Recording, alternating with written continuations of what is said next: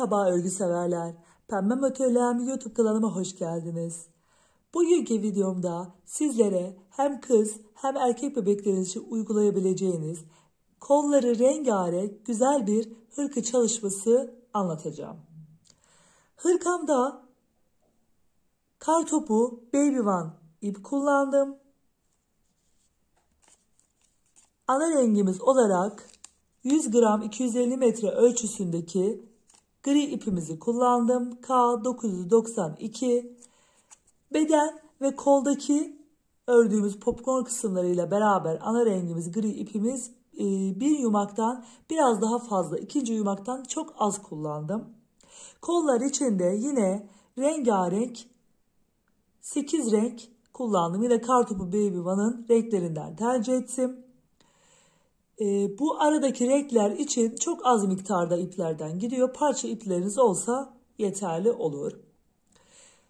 Hırkam genişlik olarak 28 santim, boy olarak 33 santim, 1-1,5 yaş ölçüsünde bebekleriniz için gayet uygun. Renkleri istediğiniz renklerde tercih ederek hem kız hem erkek bebeklerinize uygun şekilde yapabilirsiniz. İp olarak da yazlık iplerde tercih ettiğinizde ilkbahar ve yaz ayları için güzel bir hırka çalışması olacaktır. Popcorn çalışmalarını sadece kollarda yaptım. Ön bedende ve arka bedende trabzan ve dip kısmına da lastik çalışması uyguladım. Ayrıca koldaki bilek kısmına da lastik çalışmamı ana renkle beraber aynı renk yapmış oldum. Toplamda 5 adet düğme kullandım. Sizler isterseniz aralarını daha sık yaparak 6 adet, daha seyrek yaparak da 4 adet şeklinde kullanabilirsiniz. Düğme aralıklarını istediğiniz gibi ayarlayabilirsiniz. Tığ olarak da 3.00 milim tığ kullandım. Sizler de benimle beraber örmek istiyorsanız kanalıma abone olmayı ve bildirimleri açmayı unutmayın lütfen. Kanalıma abone olmak tamamen ücretsizdir. Beğeni ve yorumlarınızla da desteklerseniz çok sevinirim. Şimdi hazırsak bu güzel hırkamızın yapımına geçelim. Hırkama 3.00 milim tığla 72 zincir çekerek başladım. Benim zincirim 32 santim oldu. Sizlerin eline göre ve kullandığınız tığa ve ipe göre zincir santimi değişmekte. Şimdi hemen ilk sırada trabzanlarımızı yaparak örneğimizi kurmaya başlıyoruz. 72 zincir çektik. 1, 2, 3, 4.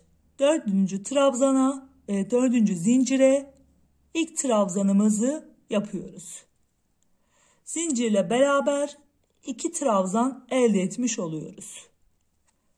Burası bizim ön kısmımız. Ön kısmımızda trabzanlarımızı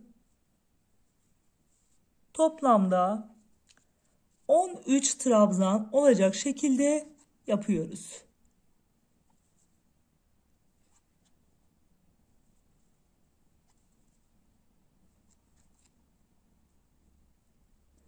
Hemen saymaya başlayalım. 2, 4, 6, 7, 8, 9,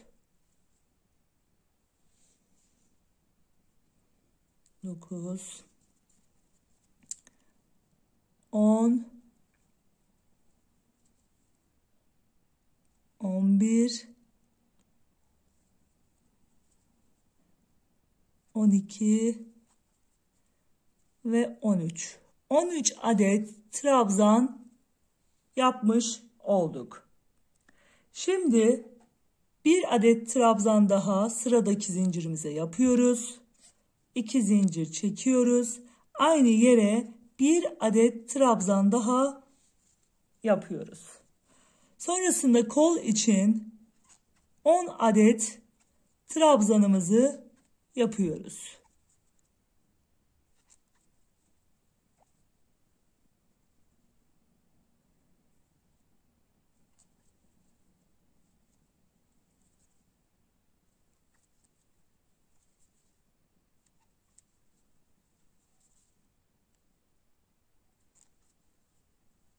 Hemen sayalım. 2, 4, 6, 7. 7 adet 8,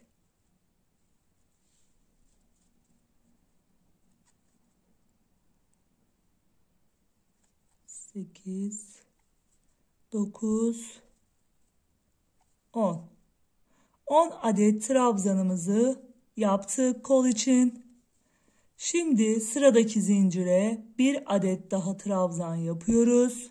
2 zincir çekiyoruz. Aynı yere bir adet daha trabzan yapıyoruz. Arttırma yerlerimiz bu bir trabzan 2 zincir yaptığımız yerler olacak. Bunu yaptıktan sonra arka için trabzanlarımızı yapıyoruz. Toplamda 20 adet arka için trabzanımız olacak.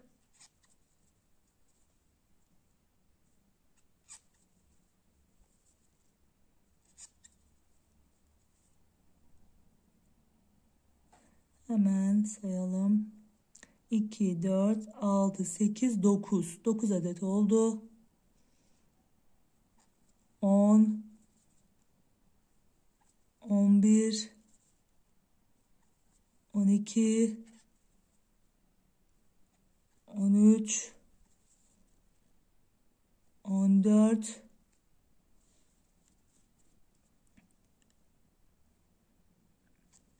14, 15, 16, 17, 18, 19 ve 20. 20 adet trabzanımızı yaptık. Sonrasında yine sıradaki zincirimize bir adet trabzan daha yapıyoruz. 2 zincir çekiyoruz. Aynı yuvaya tekrar bir trabzan daha yapıyoruz. Ara için, kol için yine 10 adet trabzanımızı yapıyoruz. Yuvayı yaptığımız bir trabzan 2 zincir haricinde bu trabzanlarımızı sayıyoruz.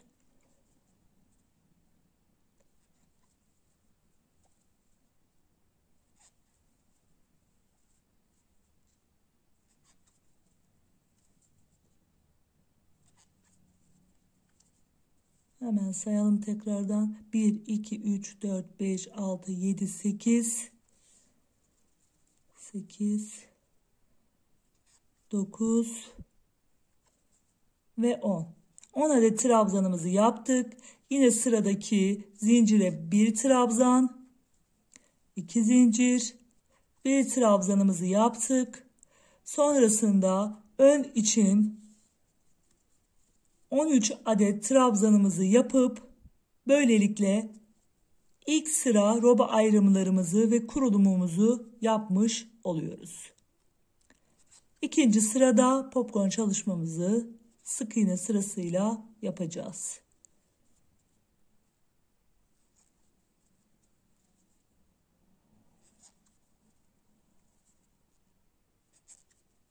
...13 adet trabzanımızı ön için tamamlayalım.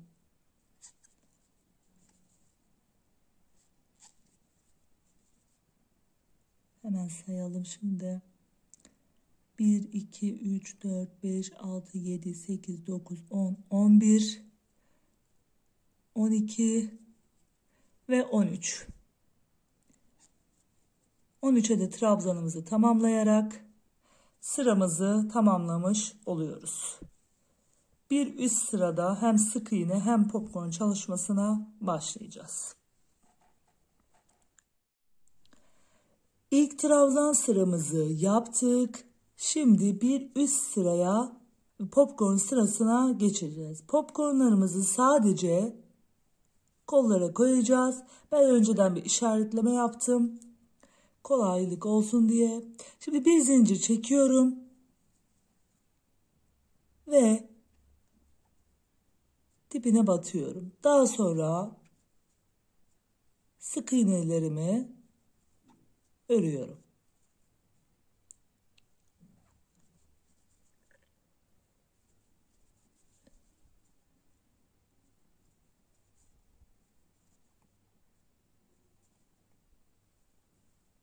arttırma yerimize kadar trabzanlarımızın üstüne sık iğnelerimizi batarak örgümüzü devam ettiriyoruz.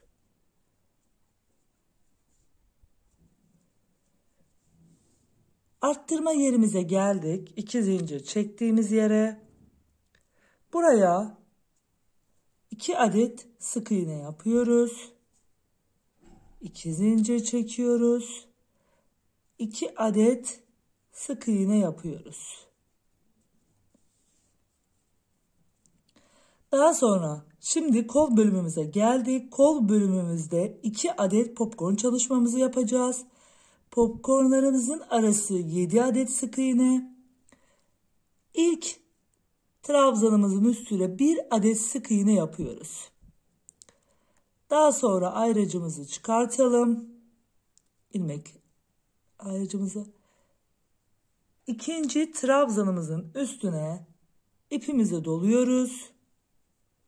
2 de çıkıyoruz ve tığımızda bekletiyoruz. Tekrar batıp çıkıyoruz. Tekrar batıyoruz, çıkıyoruz. Tekrar batıyoruz, çıkıyoruz. 5 defa bu işlemi yapmış oluyoruz. Ve tığımızda bekletiyoruz. Tek seferde çıkartıp bir zincir çekip hemen yandaki trabzanın üstüne sabitliyoruz. Ve ilk popcornumuzu yapmış oluyoruz. 1, 2, 3, 4, 5, 6 ve 7. 7 adet sık iğnemi ördüm. Ve burada da bir popcorn çalışması yapacağım. Aynı yere 5 kez batıyoruz. İpimizi alıp çekiyoruz, batıyoruz, çekiyoruz. Batıyoruz, çekiyoruz ve tığımızda 5 defa bu işlemi yaptıktan sonra bekletiyoruz. Tek seferde çıkıyoruz. Sabitlemek için bir zincirimizi çekiyoruz. Bu tarafta 2 adet sık iğnemizi yapıyoruz. Yine arttırım yerimize geldik.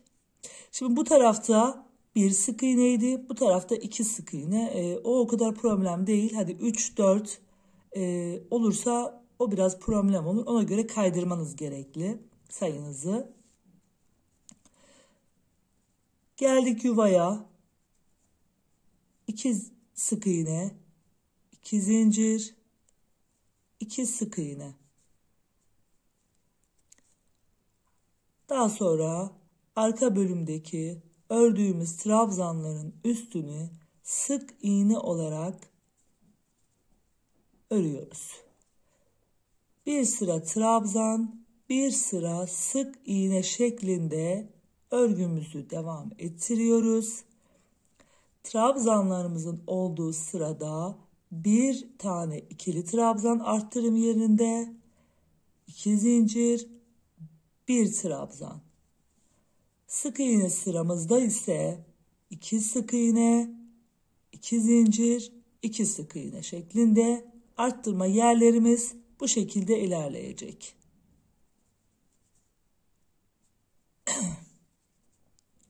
Sık iğne çalışmalarımızı yapıyoruz. Yine yuvaya tekrardan geldik.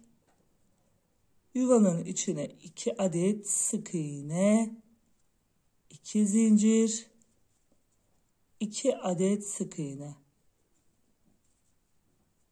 Daha sonra yuvadan çıktığımızda ilk trabzanımızın üstüne 1 adet sık iğne.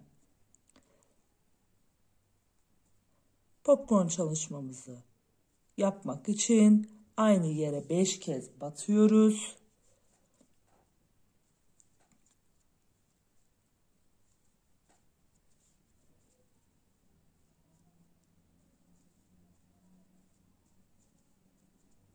Beş kez aynı yere battık. tek seferde çıkartıyoruz.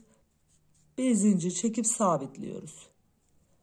Sonrasında 7 adet sık iğne yapıyoruz. 1 2 3 4 5 6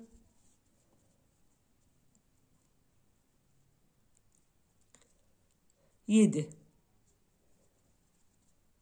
Yine sıradaki sık iğnemizin içine 5 kez batıyoruz. 1 2 3 4 5. 5 kez battık. Tığımızda beklettik. Tek seferde çıktık. Bir zincirle sabitledik.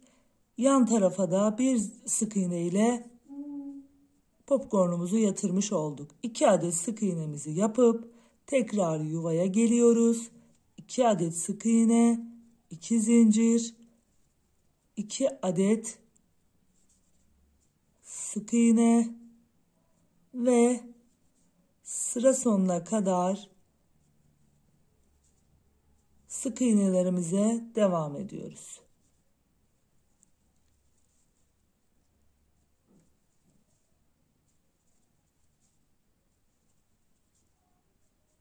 Burada bir düğme ili yapacağız. 1, 2, 3, 4. 4 adet trabzanımız kalınca 2 zincir çekiyoruz. 1, 2 adet sık iğne atlıyoruz. Trabzanımızın üstüne 1 adet sık iğne yapıp en sondaki trabzanımızın üstüne de sık iğne olarak batıp sıramızı tamamlıyoruz. Gördüğünüz gibi popcornlarımızı yaptık.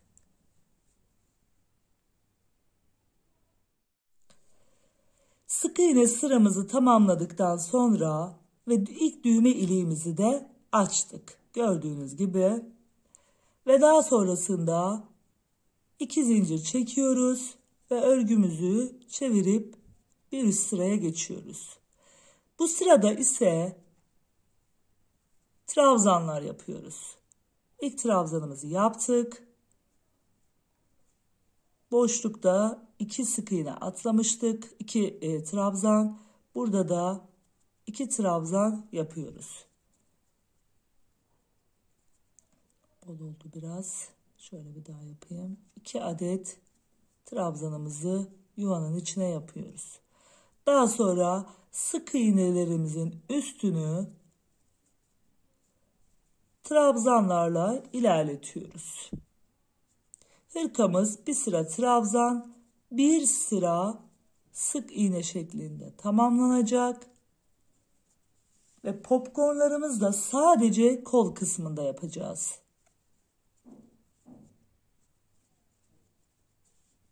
Trabzanlarımızı örüyoruz.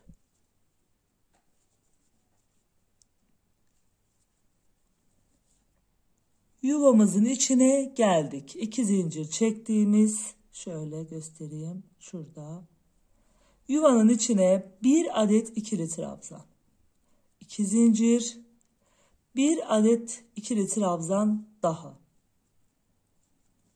Daha sonra yine trabzanlarla devam ediyoruz. Şu kenardaki yerleri unutmayalım. Yoksa sayımız eksilir. Tekrar trabzanlarla devam ediyoruz. Bu sıramızı da bu şekilde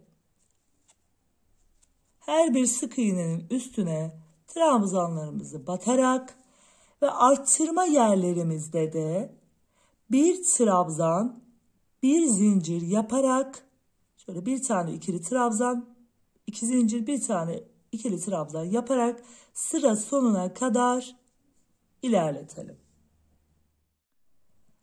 Trabzan sıramızı da tamamladım. Şimdi bir üst sıraya çıkmak için bir zincir çekiyorum ve sık iğne sıramıza başlıyorum. Yine trabzanlarımızın üstlerine sık iğne çalışması yapıyorum.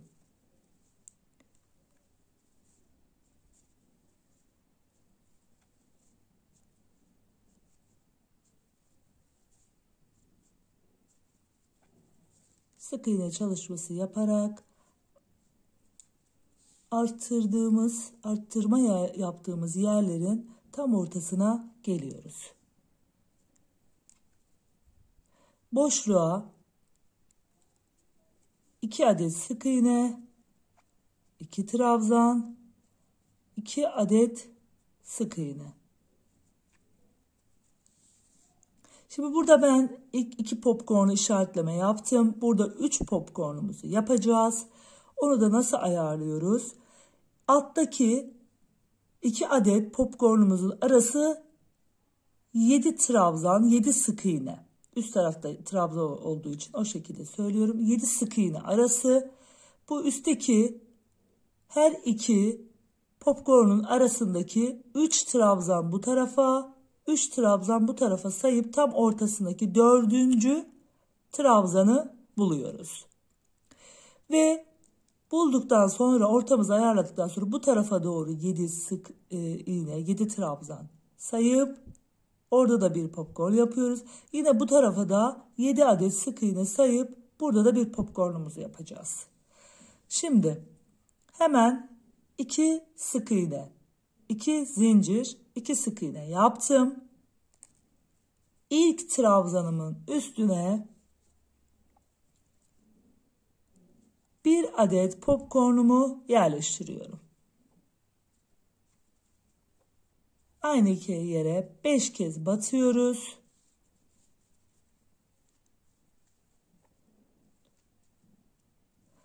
Sonrasında tek seferde çıkartıp bir zincirle sabitliyoruz. Yan tarafa bir sık iğne ile yatırıyoruz. 1, 2, 3, 4, 5, 6, 7. 7 adet sık iğnemi yaptım. Sonrasında bir adet tekrar popcorn çalışması yapıyorum.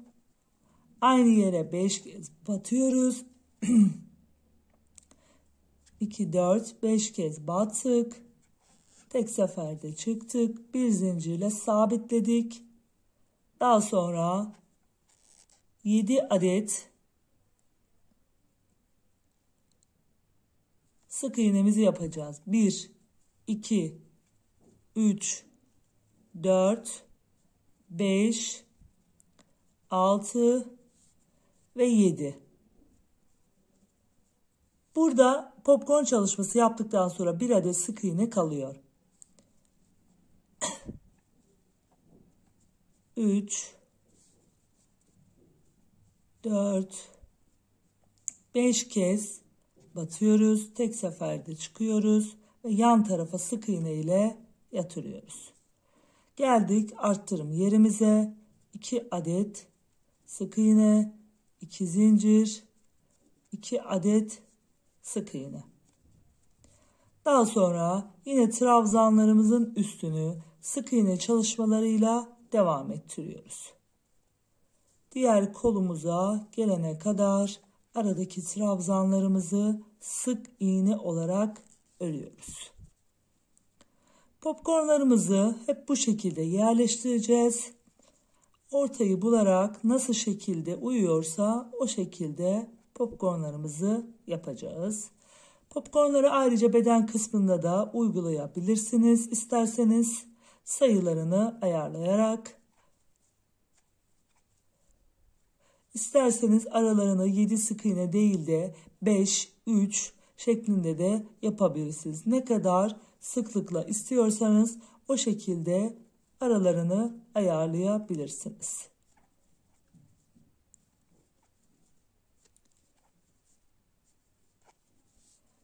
Arttırım noktasına doğru geliyorum. Bu noktaya geldim. Yine 2 sık iğne, 2 zincir ve 2 sık iğne şeklinde arttırım yerimizi de yapıyoruz.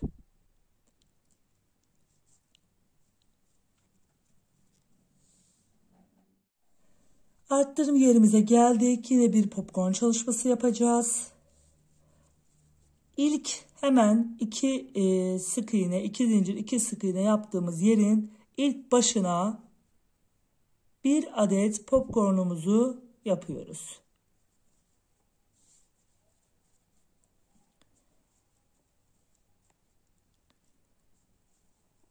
Daha sonra bir zincir çekip yandaki trabzanın üstüne batıyoruz. 2, 3, 4, 5, 6, 7. 7 sık iğnemizi yaptık. Yine bir adet popcornumuzu yapacağız.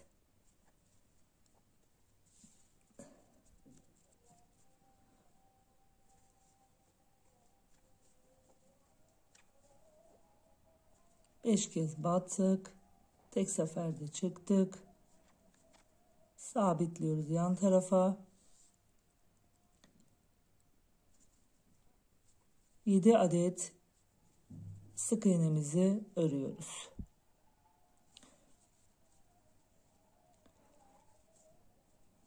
Beş, 6, 7.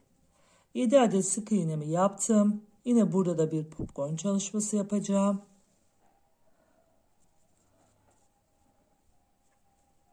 Aynı yere ne yapıyorduk? 5 kez batıyorduk. Tek seferde çıkıp yan tarafa sık iğne ile sabitliyoruz. Daha sonrasında 2 adet sık iğne, 2 zincir, 2 adet sık iğne.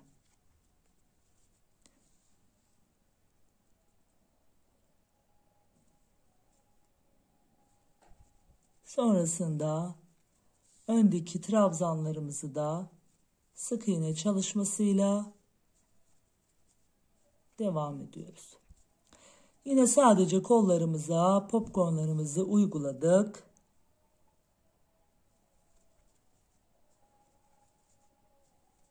Bu sıramızı da sık iğne çalışmamızla tamamlayacağız.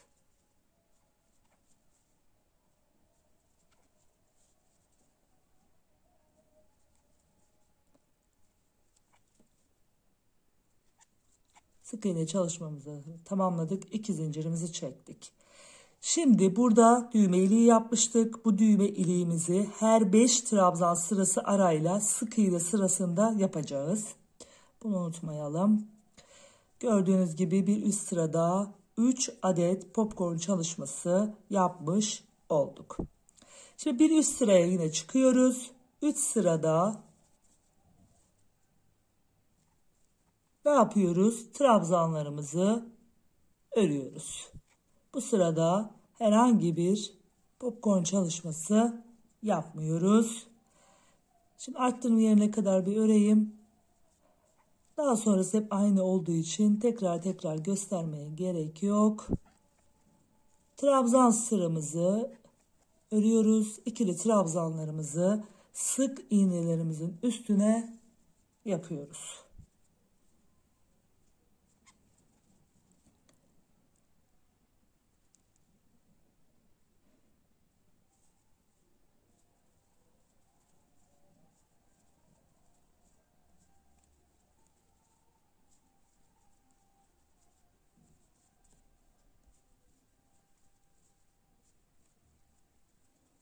Arttırım yerine doğru geldik. Şöyle bir tane daha. 2 zincir çektiğimiz yere geldiğimizde bir tane trabzan ikili, 2 zincir, bir tane trabzan şeklinde sıramızı ilerletiyoruz. Bu sıramızı bu şekilde trabzanlarla yapıyoruz. Bir üst sırada sık iğne ve popcorn sırasına Geldiğimizde tekrar 3. sırayı da nasıl yaptığımı sizlere göstereceğim. Sık iğne sıramıza geldik ve bu sırada popcorn çalışmamızı yapacağız.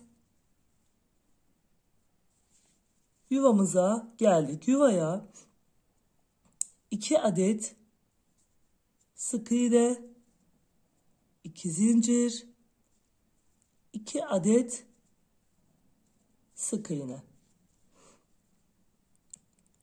Şimdi bu sırada popcornlarımızı şu çok köşeye geldiği için şu köşelerde popcorn çalışması yapmayacağız. Tam ortayı belirleyerek popcorn çalışmamızı yapacağız. Burada popcorn çalışmamızı yapmıyoruz. 2 sık iğne yaptık. 3, 4, 5, 6, 7, 8 ve 9. 9 adet sık iğnemizi ördüm. Sonrasında popcorn çalışmamı yapıyorum. 3, 4, 5 kez batıyorum. Tek seferde çekip yanına sık iğne ile bağlıyorum. Ve devam ediyorum. 1, 2, 3, 4, 5, 6 ve 7. 7 adet sık iğnemi yaptım. Gördüğünüz gibi popcorn çalışmamız tam hizasına geldi. İkinci popcorn çalışmamız da aynı şekilde. Sesim için özür dilerim. Çıkardım. Şimdi yine bu noktaya da bir popcorn çalışması yapıyorum.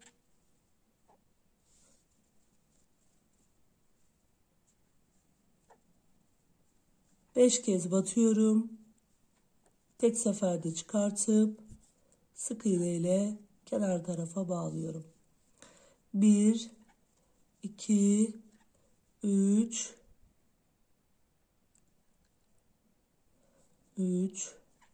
4, 5, 6, 7, 8.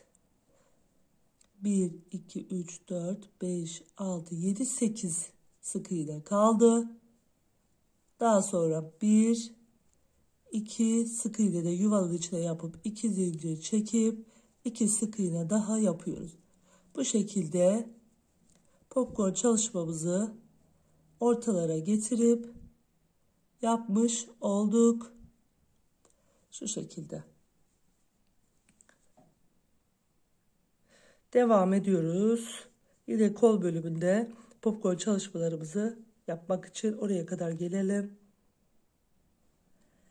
Diğer kol çalışmamızın olduğu bölüme kadar geldik. Yine şu kenarlarda popcornlarımızı yapmayacağız. Şu köşelerde ortada 2 adet popcorn çalışması yapacağız.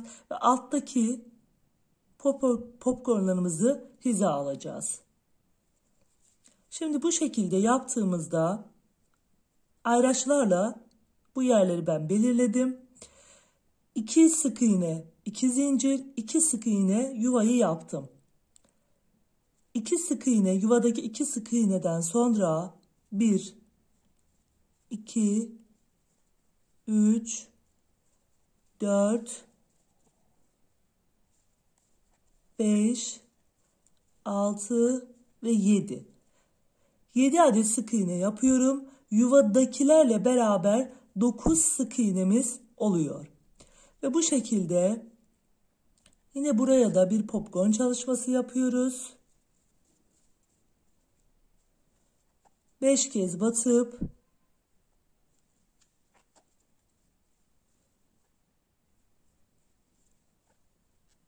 tek seferde çıkartıyoruz ve 7 adet sık iğnemizi yapıp ikinci popcorn çalışmamızı da yapıyoruz.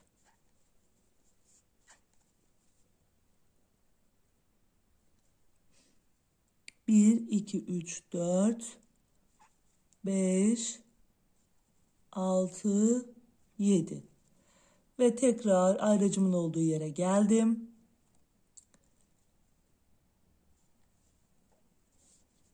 Popcorn çalışmamızı yine yapıyoruz.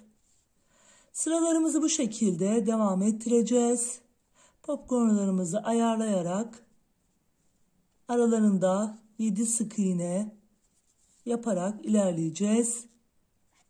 Her sık iğne sırasında popcornlarımızı yapacağız. Bu popcorn aralarını 7 sık iğne değil de 5 de yapabilirsiniz, 3 de yapabilirsiniz. Sık istiyorsanız istediğiniz şekilde sayı aralıklarını ayarlayabilirsiniz. Çok köşelere, şu köşelere denk gelen popcornlar için o popcornlarımızı yapmıyoruz. Yani o zaman daha geriden alt taraftaki yeri hiza alarak yapıyoruz. Şimdi bir üst sırada örneğin şu alttaki popcornu hiza alarak yapacağız. Bu şekilde sıralarımıza devam edelim. Yuvamıza geldik. 2 sık iğne, 2 zincir, 2 sık iğne. Böylelikle devam ediyoruz. Sıra sonuna kadar sık iğnelerimizi yapıyoruz. Yine bir üst sıraya geçince trabzanımızı, daha sonraki sırada sık iğnemize geçince yine popcornlarımızı kol için yapıyoruz. Bu sırada 1, 2, 3 popcorn, bu sırada 2 popcorn yapmış olduk. Bir üst sıraya da geçince yine buraları hiza alarak popcornlarımızı kuruyoruz. Hırkamızın roba kısmını tamamladım. Sadece kollarda popcornlarımızı yaparak sıramızı ilerlettik. Şimdi toplamda şu bölüm boy olarak 10 santim, genişlik olaraksa arka bedenimiz 27 santim oldu. Şöyle ikiye katladığımızda da görüntümüz bu şekilde. Şimdi ilk ilik kısmımızı açmıştık. İlk sık iğne sıramızda. Daha sonrasında 1, 2, 3, 4, 5 tane trabzan sırası yaptık. Sonrasında sık iğne sırasında ikinci iliğimizi açtık.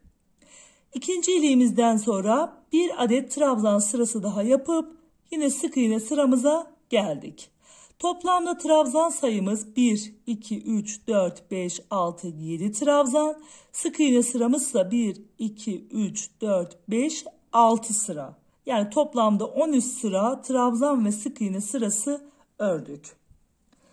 Popcornlarımızda başlangıçta 2 adet, daha sonra 3 adet, 2 adet, 3 adet, 4 adet ve 5 adet olmak üzere ilerlettik. 1, 2, 3, 4, 5, 6 popcorn sıramızı da yaptık.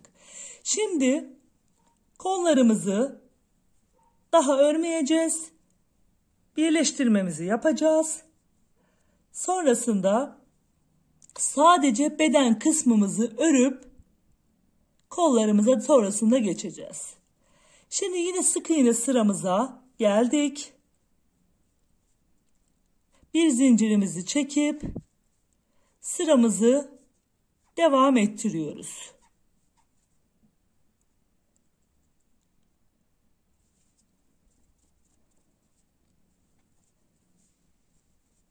Sık iğnemizi örüyoruz.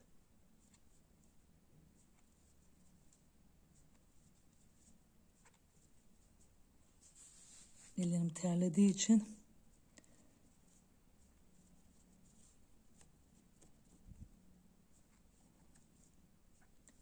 yine arttırma kısmımıza kadar sık iğnemizi önden örmeye devam ediyoruz.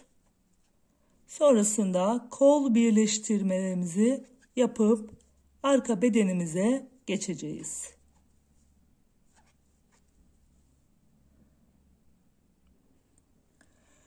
ön kısmımızı örüp şu arttırma noktamıza kadar geldim. Şimdi arttırma noktamızı, ilk arttırma noktamıza tel almadan şöyle şu şekilde batıyorum. Sonrasında şöyle batıyoruz. Şu şekilde. Sonrasında kolun diğer arttırma kısmını şu şekilde yine o noktaya da batıp ikisini birleştiriyoruz. Şöyle bir sık iğne ile birleştiriyoruz. Tekrar göstereyim. İlk arttırma kısmına sık iğnelerimizi örerek geldim. Boşluğa batıyorum. Sonrasında popcornlarımızın yani kolumuzun şu ikinci kısmına, arka bedenimize geldiğimiz yerin boşluğuna da batıp sık iğne ile birleştiriyorum. Sonrasında örmeye devam ediyorum.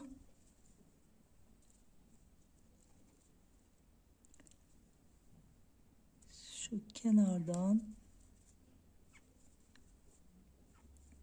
sık iğne sıramızı arka bedene geçerek devam ettiriyoruz.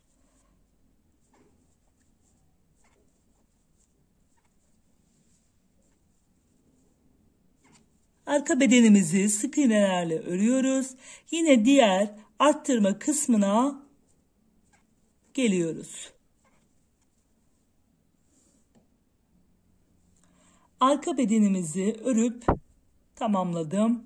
Şimdi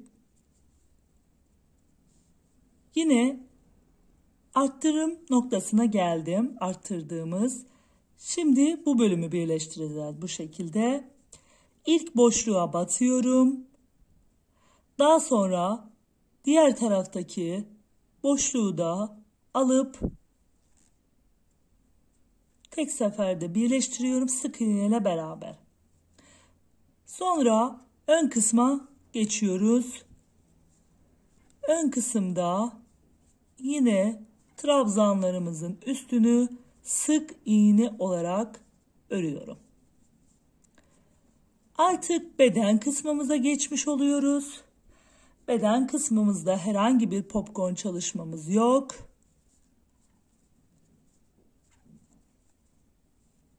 Trabzan ve sık iğne olarak bedenimize devam edeceğiz. Her 5 trabzan sırası arayla da düğme iliklerimizi açacağız. Siz düğme ilik aralarınızı daha uzun isterseniz o şekilde de yapabilirsiniz. 6 trabzan arayla, 7 trabzan arayla nasıl şekilde arzu ediyorsanız istediğiniz şekilde düğmelerinizi azaltıp çoğaltabilirsiniz. Sık iğne sıramı bitirdim. Yine zincirimi örüp 2 zincirimi çekip döndüm ve trabzan sırama geçtim. Ne yapıyoruz? Artık bedenimizi bir sıra trabzan, bir sıra sık iğne olmak üzere devam ettiriyoruz. Sonrasında bir lastik çalışmamız olacak. Daha sonra da kollarımızı öreceğiz.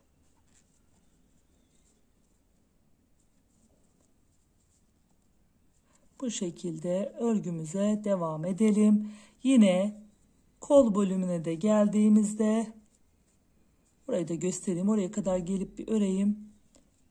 Orada da nasıl ördüğümü görmüş olursunuz. Herhangi bir farklılık yok.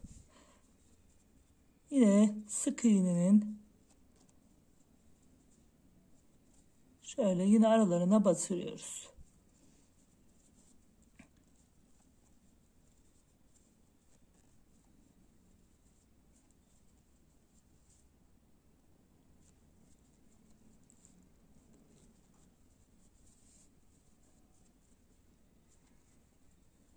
Trabzanlarımızı devam ettiriyoruz.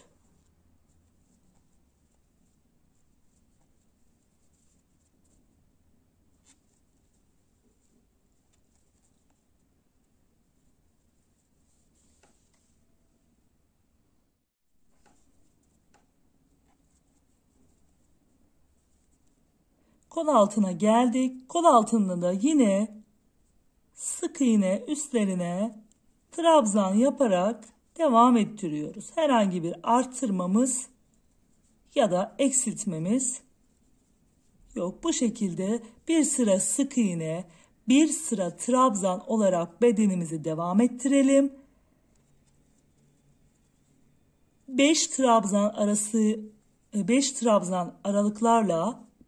sırası aralıklarla sık iğne bölümlerinde düğme iliklerimizi açalım.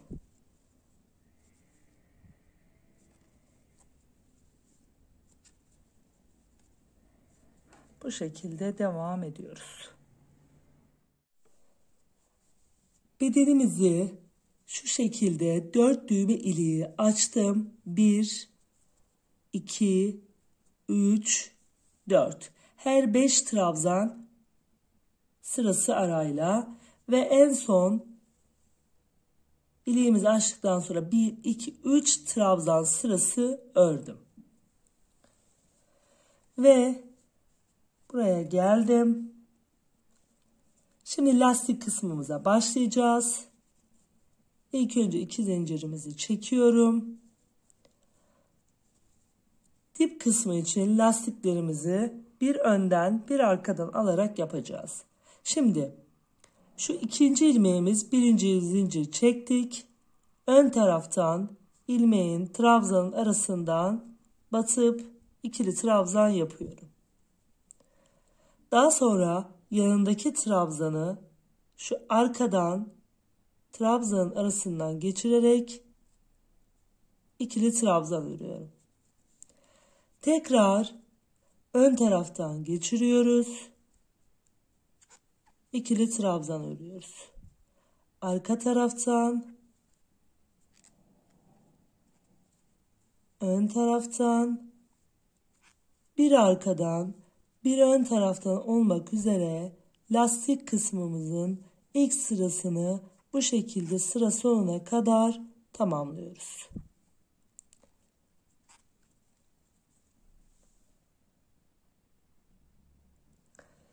İlk sıra lastiğimi örüp tamamladım. Şimdi arka yüze geldim. Arka yüzde de trabzanlarımı nasıl görüyorsam o şekilde örüyorum. Şimdi bu iki zincirimi çektim bir üst sıraya çıkmak için. İlk trabzanım arkada, arkadan örüyorum. İkincisi şöyle ön tarafta, önden alıyorum. Bir arkadan, bir ön taraftan ilmeklerimi,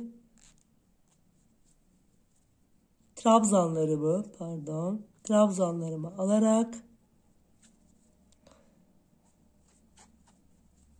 lastik kısmımızı bu şekilde ilerletiyoruz.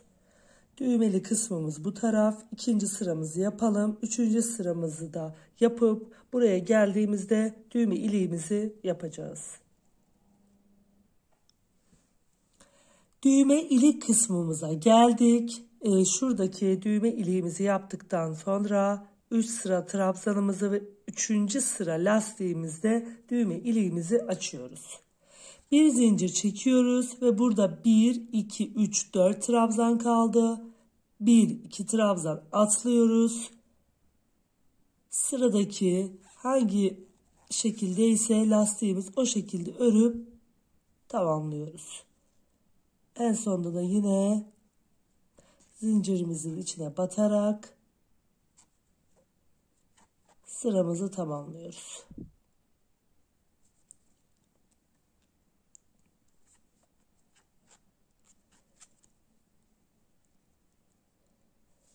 Arka tarafa geçiyoruz bir üst sıraya. Bir üst sıra için 2 zincir çekiyoruz.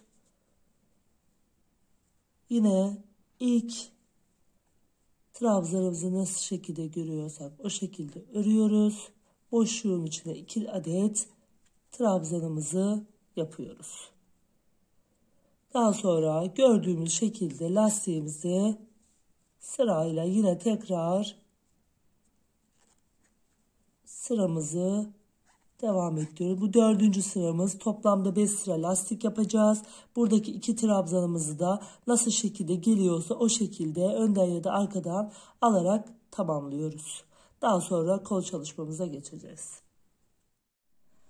Hırkamıza kol çalışmasındaki popcornlarla devam edeceğiz.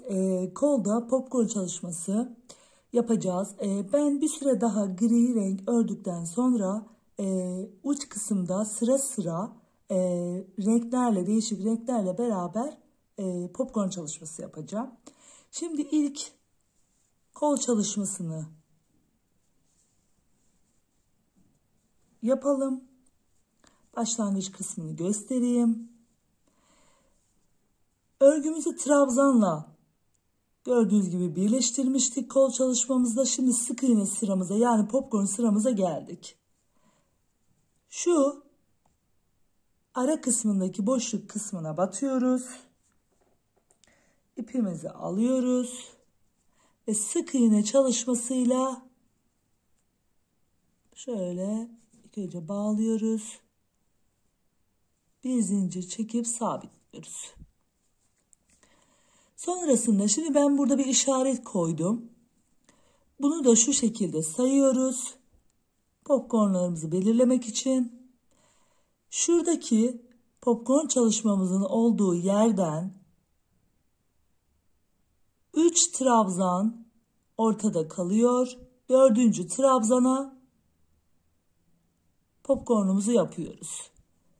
Yani şu şekilde tam üste gelecek şekilde popcornumuzu sayıyoruz. Hizalıyoruz. 1, 2, 3 tane trabzan sayıyoruz. 4. trabzana popcornumuzu yapıyoruz. Bunu yaptıktan sonra ne yapıyoruz? 7 trabzan saydık. Şu 2 popcornun arasına gelmiş olacak. Buradan da hiza alabilirsiniz. Yani bundan alamıyorsanız şunu hiza alıp sayıyoruz. 7 adet trabzanı sayıp 8.'ye popcornumuzu yapıyoruz. Şimdi sabitledik. Bir zincirimizi çektik. Sık iğne yapıyoruz. 1, 2, 3. 3 sık iğne yaptım. İşaretleyicimi koyduğum yere popcorn çalışması yapacağım. Tığımın üstüne ipimi alıp aynı yere 5 kez batıyorum. 2, 4, 5 kez battım. Daha sonra ne yapıyoruz? Tek seferde çıkartıyoruz. Bir zincir çekip sabitliyoruz. 7 adet sık iğne örüyoruz. 1, 2, 3, 4, 5, 6, 7. Ne yaptık? İlk popcornumuzu yaptık. 7 adet sık iğnemizi ördük. 7 adet sık iğnemi ördüm. Yine şu 2 popcornun arasına denk geldi. Şöyle göstereyim. Denk gelecek şekilde popcorn çalışmamızı yapmış oluyoruz. Şimdi sıradaki trabzanımızın üstüne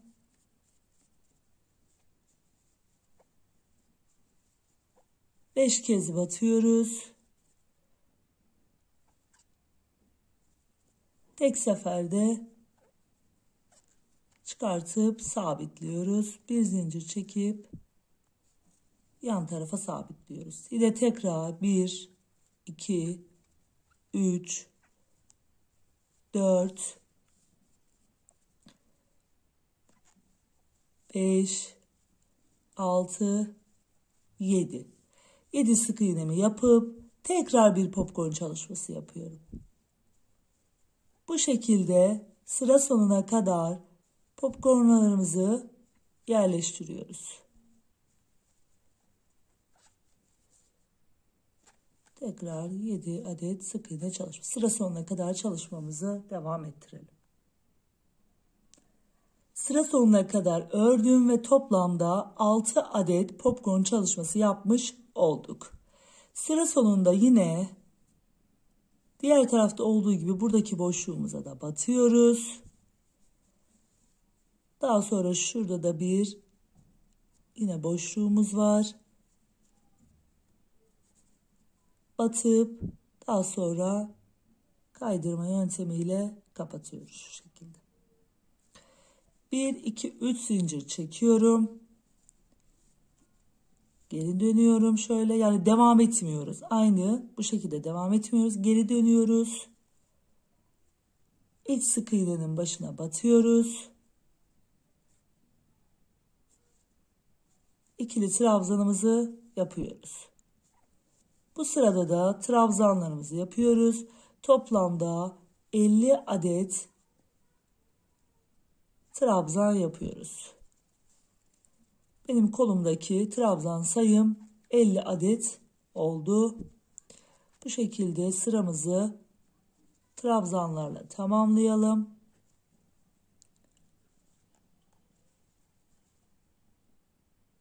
Daha sonra bir üst sırada da popcornlarımızı nasıl yerleştireceğimizi göstereceğim sizlere. Trabzan sıramızı da tamamladık ve sıra sonuna geldik. Sıra sonunda trabzanın şu arasına batarak kaydırma yöntemiyle kapatıyoruz. Bir zincir çekiyoruz, geri dönüyoruz. Burada da şimdi yine bir ayraçla işaretledim. Bu şekilde yapıp ayraçla işaretleyerek devam edebilirsiniz. Şimdi en başta bu yaptığımız popcorn'dan önce 1, 2, 3 saydığımızda denk gelmiyor. Yani bu tarafa popcorn çalışması yapmayacağız daha. Şimdi bu sırada şu iki popcorn'un arasına denk getirecek şekilde yapacağız. Onun için de 1, 2, 3, 4, 5, 6 sık iğne yaptık. Alttaki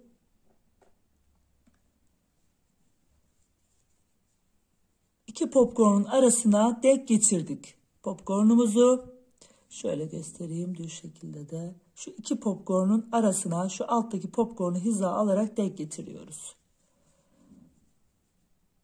Daha sonra sık iğne popcornumuz için aynı yere 5 kez batıyoruz. Tek seferde çıkartıp yan tarafa sık iğne ile bağlıyoruz. Ayarlamaları hep bu şekilde yapacaksınız. Aralara denk gelecek şekilde 1, 2, 3, 4,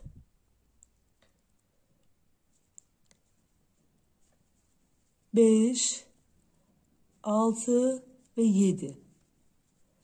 7 adet sık iğnemizi yaptıktan sonra yine popcorn çalışmamızı yapıyoruz.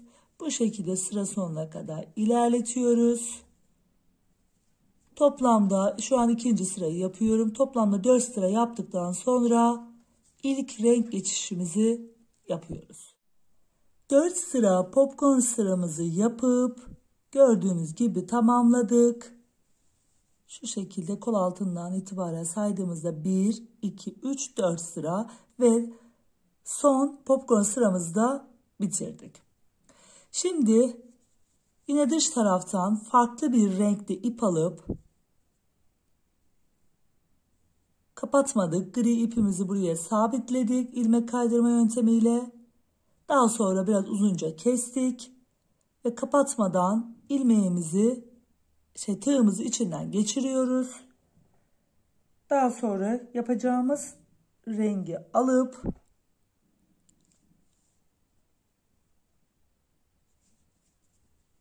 şu şekilde içinden geçirip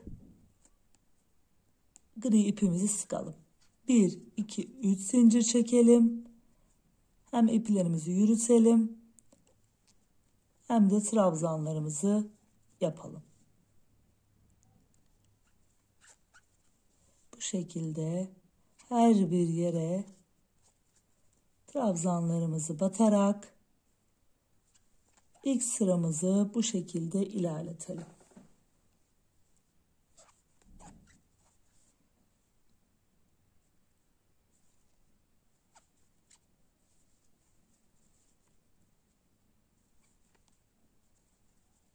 Sıra sonuna kadar trabzanlarımızı yapıp popcorn sırasını yapalım.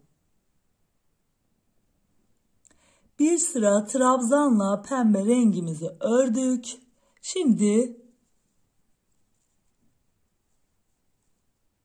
bir zincir çekip üst tarafa çıktık. Sık iğne ile beraber devam ediyoruz. Şimdi yine burada da gördüğünüz gibi alttaki popcornumuzu şöyle yapalım.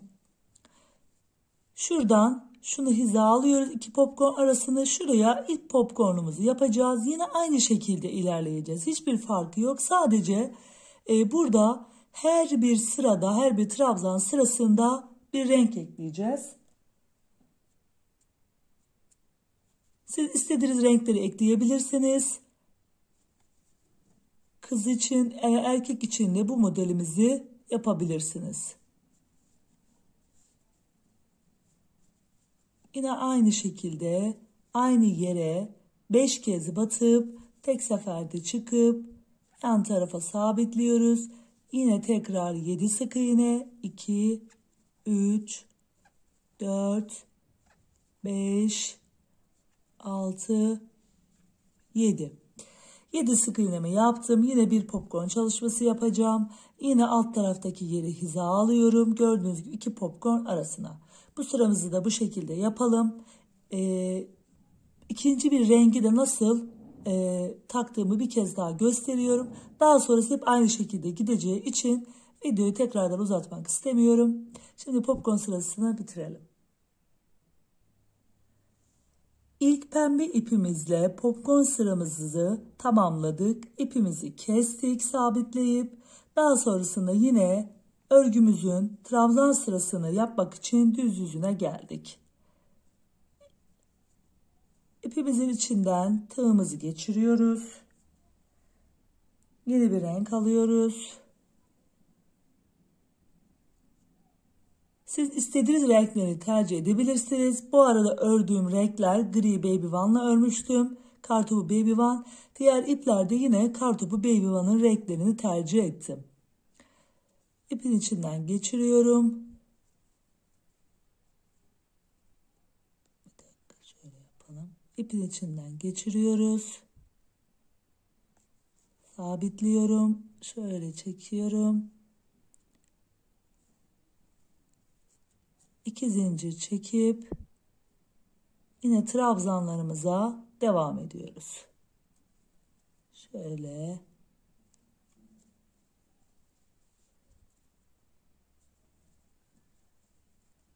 trabzan sıramıza bu şekilde devam ediyoruz. Yine bu ikinci renkle trabzan sırası yapıyoruz. Yine bir popcorn sırası. Daha sonrasında yine aynı yerden üçüncü rengimizi takıyoruz. Yine aynı onu bir trabzan bir popcorn sırası. Bu şekilde 8 renk olacak şekilde yapıyoruz. Daha sonrasında kol lastiğini de birlikte yapacağız. Şimdi istediğimiz sıra sayısına kadar gelene kadar istediğimiz renkleri takarak hırkamızın kolunu örelim.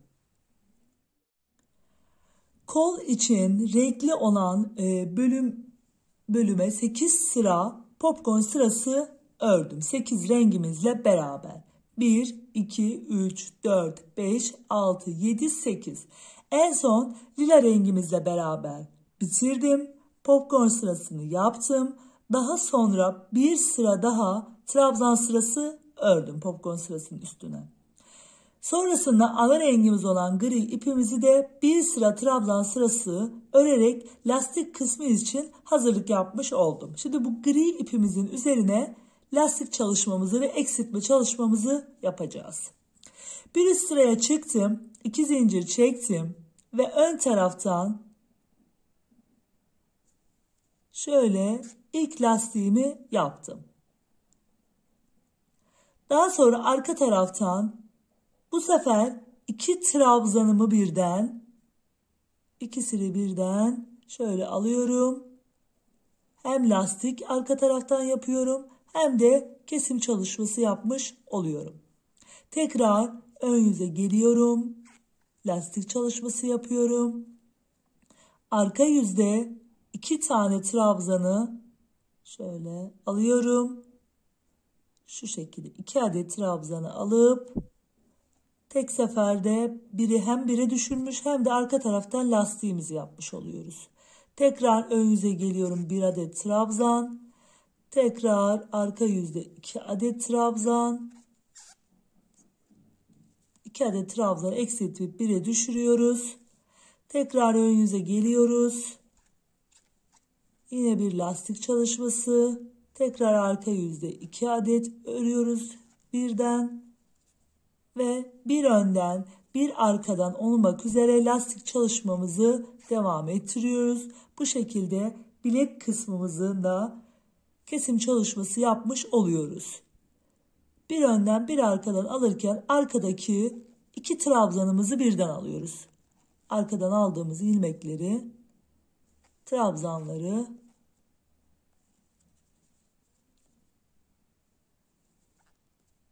bu şekilde sıra sonuna kadar bilek çalışmamızı yapıyoruz.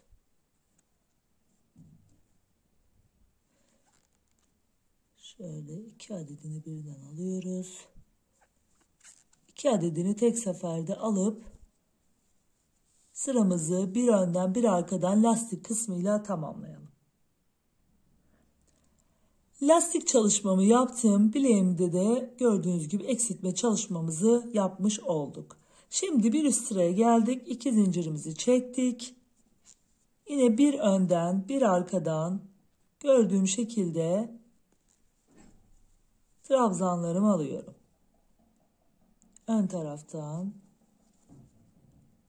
arka taraftan, ön taraftan,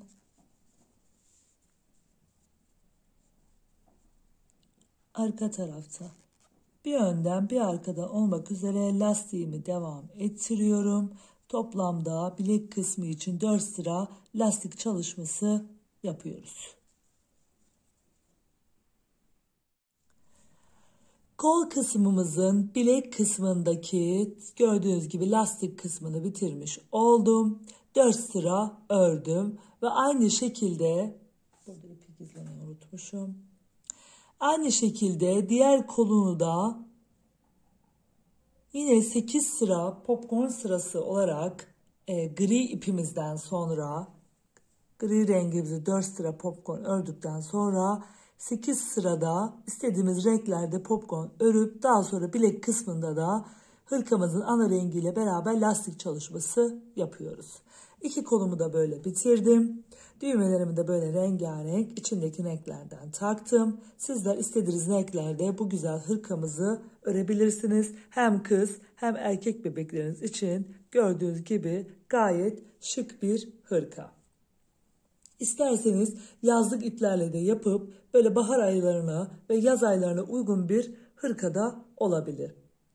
Sağlıcakla ve esenlikle kalın. Bir dahaki videomda görüşmek üzere. Hoşça kalın.